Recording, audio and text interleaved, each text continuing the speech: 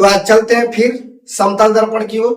समतल दर्पण में जितना पढ़ाई हो चुका, लेक्चर वीडियो कम से कम 4 या 5 को हो गया होगा। इसमें थ्योरी के साथ साथ फुल्ली न्यूमेरिकल एक एक उसका जो विशेषता है, उसका जो प्रॉपर्टीज है, उसका जो गुण है, उसको एक एक टॉपिक के साथ उसका न्यूमेरिकल बनाया गया है। आप जाकर देख सकते हैं आईटीसी के चैनल पर। और आपको अगर पसंद आता है तो आप लाइक कीजिए, कमेंट कीजिए और दूसरे को शेयर कीजिए ताकि आगे बच्चे पढ़ पाए। तो आते हैं पॉइंट पे। ये समतल दर्पण का एक प्रॉपर्टीज है। आप जा रहे प्रॉपर्टीज बहुत बेहतरीन है, ये न्यूमेरिकल बेस्ड है। ध्यान से समझेंगे ये क्या कह रहा है। समतल दर्पण की विशेषता में कह रहा है कि समतल दर्पण में किसी व्यक्ति को अपना पूरा प्रतिबिंब देखने के लिए, समतल दर्पण में किसी व्यक्ति को अपना पूरा प्रतिबिंब देखने के लिए दर्पण की लंबाई व्यक्ति की ऊंचाई से क्या होना चाहिए? आधी होना चाहिए। मतलब एक बात को समझ लीजिए। हाँ, तो विकी बाबू जाइए मिरर लेके आइए। ये अच्छा, ये मिरर ही है, ठीक है।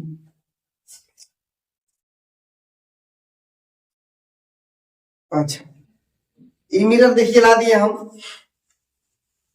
इसमें आपको दिखाया जाएगा। इसे मान लेते हैं, इसके साइज का एक कुछ दीजिए, हम समझा रहे हैं बच्चों को।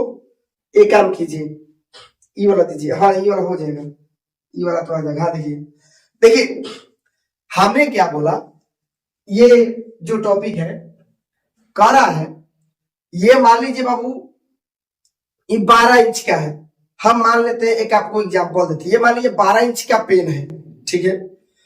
तो ये 12 इंच का पेन समतल दर्पण के सामने आप रखिएगा तो आप किस प्रकार का दर्पण का मतलब कितने हाइट का दर्पण रखिएगा कि पूरा 12 इंच का ये पूरा का पूरा कलम दर्पण में दिख जाए, आधा नहीं पूरा। आप बताइए इस टॉपिक, इस कंसेप्ट के अनुसार। तो आपको बता दें कि यदि ये 12 इंच का है पेन तो इसका प्रतिबिंब समतल दर्पण में पूरा तभी देख पाइएगा जब दर्पण की हाइट कम से कम 6 इंच होगा। बात को समझिए, यदि ये 12 इंच का है तो दर्पण की हाइट कम से कम 6 इंच रहेगा, तो अभी पूरा का पूरा आप देख पाइएगा इस पेन को। हाँ, 6 से ज्यादा हो सकता है, 7 हो सकता है, 8 हो सकता है, 10 हो सकता है और बेटर है, 12 से 25 हो सकता है और बेटर है। लेकिन कम से कम वस्तु की ऊंचाई की आधी होनी चाहिए, क्या? दर्पण की हाइट। तभी आप इस वस्तु को देख पाएंगे पूरा का पूरा प्रतिबिंब। फॉर एग्जाम्पल मान लीजिए हमारा हाइट के अनुसार ये दर्पण क्या है, बहुत छोटा है मान लेते हैं, चाहे। अब ये सोचेंगे कि हम पूरा इसमें आ जाए तो आ पाएगा। देखिए, तो मेरा केवल फेस आ पाएगा ना, तो इतना तक आ पा रहा है, देखिए नहीं आ पाएगा। इसके लिए मान लीजिए अगर हम 5.5 फीट के हैं तो मतलब 5.5 फीट मतलब, तो उसके लिए कम से कम उसके आधा होना चाहिए दर्पण, तभी मेरा प्रतिबिंब आपका दिखाई दे पड़ता है। समझ गए बात को? एक बार फिर से ध्यान से समझेंगे। यदि वस्तु की ऊंचाई मान लेते हैं 80 मीटर का है तो प्रतिबिंब उसका देखने के लिए पूरा वस्तु 80 मीटर का जो वस्तु है उसका प्रतिबिंब समतल दर्पण में देखने के लिए आप कितने हाइट का दर्पण लेंगे बताइए विकी बाबू? 40 मीटर। 40 मीटर का कम से कम। क्यों 40 मीटर का लेंगे? 40 मीटर से अगर 41 मीटर ले लेंगे तो क्या वस्तु नहीं दिखाई देगा? दिखेगा कि नहीं दिखाई देगा? अब बताइए, तो कम से कम ये टॉपिक के अनुसार बोला है कि समतल दर्पण में किसी वस्तु को प्रतिबिंब देखने के लिए वस्तु के हाइट का कम से कम जो दर्पण का हाइट होना क्या होना चाहिए? आधा होना चाहिए। मतलब यदि वस्तु की ऊंचाई मान लीजिए 100 मीटर है तो इस वस्तु का पूरा प्रतिबिंब देखने के लिए पूरा 100 मीटर दर्पण में आ जाए, कम से कम दर्पण की हाइट होना चाहिए। दर्पण की ऊंचाई कितना होना चाहिए बाबू? 50 मीटर। कम से कम, यहाँ पे लगा रहे कम से कम, फिक्स नहीं है जी, कम से कम लगा है। कम से कम दर्पण की हाइट कितना होना चाहिए? 50 मीटर। हाँ, 51 मीटर हो सकता है, 200 मीटर हो सकता है, इससे बड़ा हो सकता है, लेकिन कम नहीं।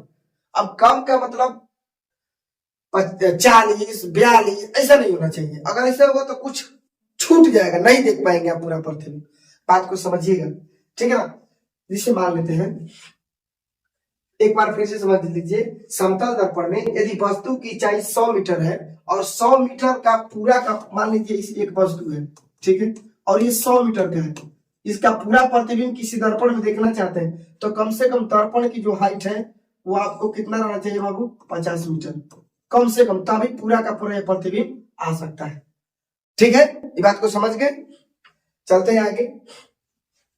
फिर कह रहा है, अलग टॉपिक में कह रहा है कि यदि कोई वस्तु समतल दर्पण की ओर भी चाल से चल रहा है, मतलब देखिएगा इस दर्पण है, ये पेन है, ये भी चाल से, मतलब भी चाल का मतलब 2 मीटर प्रति सेकेंड, 4 मीटर प्रति सेकेंड, ऐसे, ठीक है ना। भी का मतलब कोई चाल दीजिए 2 मीटर प्रति सेकेंड, ठीक है ना, 4 मीटर प्रति सेकेंड, ठीक है ना, 2 मीटर प्रति सेकेंड, 4 मीटर प्रति सेकेंड, ये वेलोसिटी दे दिया। फिर मान लीजिए कोई पेन है जो समतल दर्पण है, ये 3 मीटर प्रति सेकेंड की चाल से ये समतल दर्पण की ओर आ रहा है, गति कर रहा है, देखिएगा। तो जब समतल दर्पण की ओर गति करेगा, ध्यान से समझिएगा, जब ये पेन मान लीजिए कोई वस्तु है, समतल दर्पण की ओर 3 मीटर प्रति सेकेंड से इधर समतल दर्पण की ओर जा रहा है, तो ध्यान रखिए प्रतिबिंब के भीतर अंदर ये पेन दूर दिखाई देता होगा, नहीं, आता हुआ प्रतीत होगा, और समतल दर्पण की ओर देखिए, जैसे पीछे करेंगे तो आपका प्रतिबिंब पीछे जाएगा, लेकिन जैसे आगे लाएंगे तो वो भी देखिए सट गया ना, जैसे करेंगे सट रहा है। देखिए जब किसी वस्तु को समतल दर्पण की ओर नजदीक लाएंगे तो इसका जो प्रतिबिंब बन रहा है दर्पण में, वो भी इसके साथ साथ क्या आएगा, सटेगा, दर्पण की नजदीक आएगा, समझ रहे हैं। तो सवाल यहाँ पे ये है कि अगर ये मान लीजिए 3 मीटर प्रति सेकेंड की ओर से समतल दर्पण की ओर जा रहा है, मतलब 1 सेकेंड में 3 मीटर गति कर रहा है समतल दर्पण की ओर रियल वस्तु, तो इसका प्रतिबिंब का चाल, क्योंकि वो भी तो चल रहा है ना उसके भीतर, तो उसका चल क्या हो जाएगा, 6 मीटर प्रति सेकेंड। ये बताना चाहते हैं, क्योंकि जो रियल वस्तु भी चाल से चलता हुआ दिखाई देगा, उसका प्रतिबिंब 2 भी चाल से चलता हुआ मालूम पड़ेगा आपको। मतलब अगर 1 सेकेंड में आप 2 मीटर प्रति सेकेंड से, मतलब 2 मीटर चल रहा है, तो आपका इसका प्रतिबिंब जो चलेगा 4 मीटर चलेगा उसके भीतर, आपको मालूम पड़ेगा, दिखाई देगा, प्रतीत होगा आपका, ठीक है ना। कभी समतल दर्पण की ओर दौड़ते हुए देखिएगा, अगर 1 कदम रखिएगा तो लगेगा वो पूरा जल्दी आ रहा है, इसको आपको मालूम पड़ेगा। तो यही बता रहा है कि यदि कोई वस्तु समतल दर्पण की ओर भी चाल से गति करती है, तो उसका प्रतिबिंब की ओर जो वस्तु है वो उसकी सापेक्षिक चाल हो जाएगी, कितना गुना हो जाएगी, 2v हो जाती है, मतलब दुगना उसका वेग हो जाता है, किसमें, दर्पण में। बात को समझ रहे हैं। कह रहे यदि कोई वस्तु, इस टॉपिक को लिख लीजिएगा ध्यान से, क्योंकि ये न्यूमेरिकल में काम करेगा। एक बार फिर से बता दे रहा है, यदि वस्तु समतल दर्पण की ओर, यदि कोई वस्तु समतल दर्पण की ओर भी चाल से चल रहा है, तो उसका जो प्रतिबिंब होगा उसमें 2v चाल से चलता हुआ प्रतीत होगा। अगर मान लेते हैं, चलिए अभी की वो बताइए, इधर आइए, यहाँ पे अभी आपने क्या करा कि समतल दर्पण में मान लीजिए कोई पेन है, रखिए पेन है, आप यहाँ पे है और यहाँ पे समतल दर्पण रखिए, ठीक है ना। इसको आप इधर धीरे धीरे लाएंगे, धीरे धीरे लाइएगा, तो लाने के बाद में कोई दिखा दे रहा पेन, अच्छा मान लीजिए इसका जो डिस्टेंस है पेन और समतल दर्पण के बीच का डिस्टेंस है मान लीजिए 10 मीटर। अभी आप 10 मीटर पर खड़े हैं, समझ रहे हैं बात को। हाँ। तो इसका जो पेन का जो प्रतिबिंब बन रहा है, जैसे मान लीजिए इधर है ना, देख लीजिए ऐसे है ना, तो इसका जो प्रतिबिंब बन, ये 10 मीटर की दूरी पर मान लीजिए आप रखे हैं, तो ये काम का जो प्रतिबिंब दर्पण में बनेगा कि नहीं बनेगा, तो ये इस जहां पे ये प्रतिबिंब बने कितने मीटर की दूरी पर ये प्रतिबिंब बनेगा, 20 मीटर की दूरी पर, नहीं 10 मीटर पर। अभी खड़ा है, चल नहीं रहा है। वस्तु दूरी बराबर क्या होता है, प्रतिबिंब दूरी। समतल दर्पण में वस्तु दूरी बराबर क्या होता है, प्रतिबिंब दूरी। मतलब आप इसको ऐसे रखे हैं, ऐसे हो जाइए, मतलब आप इसको ऐसे रखे हैं, ठीक है, अभी खड़ा है, चल नहीं रहा है, अभी वेग नहीं बता रहे, आप इसको इसे रखे हैं, तो मान लीजिए अगर 1 सेकेंड हुआ 2 मीटर चला गया, फिर 1 सेकेंड हुआ 2 मीटर चला गया, लेकिन दर्पणवा में जो है ना, जो प्रतिबिंब बनेगा इसका, वो भी तो चलेगा, लेकिन आप भी चाल से चल रहे तो 2v चाल से चल रहा, मतलब वो दुगना चाल से आपको इधर समतल दर्पण की ओर चलता हुआ प्रतीत होगा। देखिए ये ना कदम, देखिए आप इतना पहले लग रहा है आ गया भीतर, देखिए, लगेगा, आपको मालूम पड़ेगा। अगर ये 4 मीटर प्रति सेकंड से चल रहा है तो इसका प्रतिबिंब कितना चाल से चलते हुए प्रतीत होगा? 8 मीटर। 8 मीटर प्रति सेकंड से। वो दूर भागेगा कि समतल दर्पण की ओर आएगा? समतल दर्पण की ओर है। हाँ, बहुत बढ़िया। तो समझ गए? हाँ। चलिए, बहुत बढ़िया।